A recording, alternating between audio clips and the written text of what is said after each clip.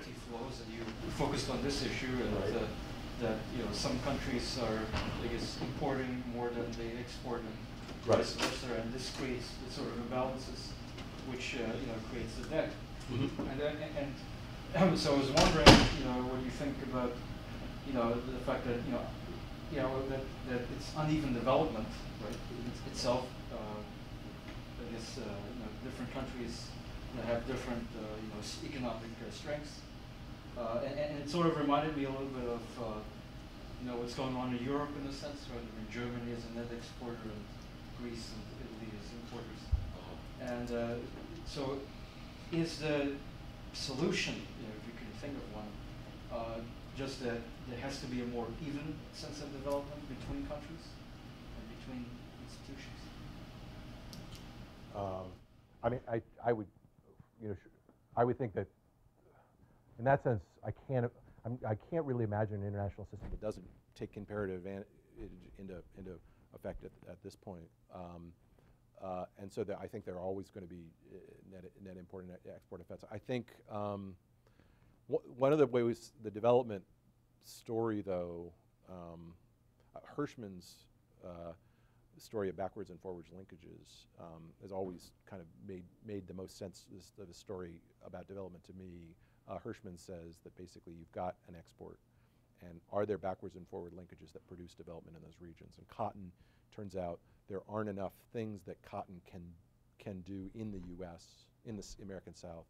Backward linkages are things that go into the production of the thing. Forward linkages are things that you can do with the thing to further transform it. And he says development happens there, in the backwards and forward linkages for the export crop. So you start with the export crop, you look, export thing, you look at the backward and forward linkages, and what you want is complex backward and forward linkages, which then, according to him, produce development. And to me, that is a solid explanation of this transformation.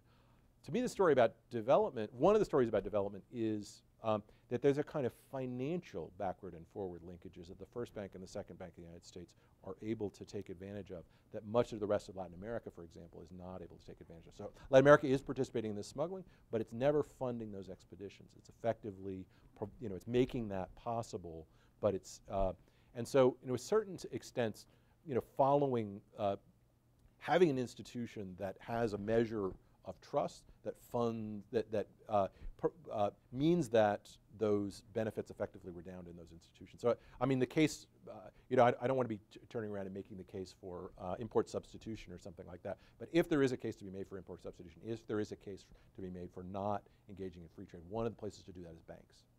Because it turns out that banks ultimately have all these spill-off benefits that are often kind of missed by other institutions, and by allowing a foreign bank to do most of the sort of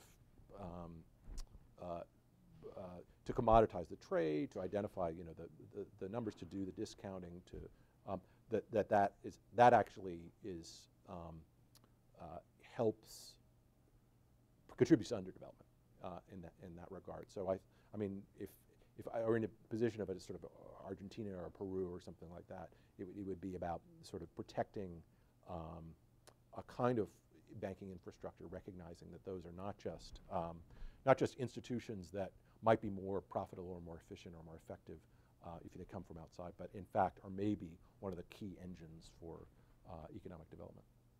We have time, I think, for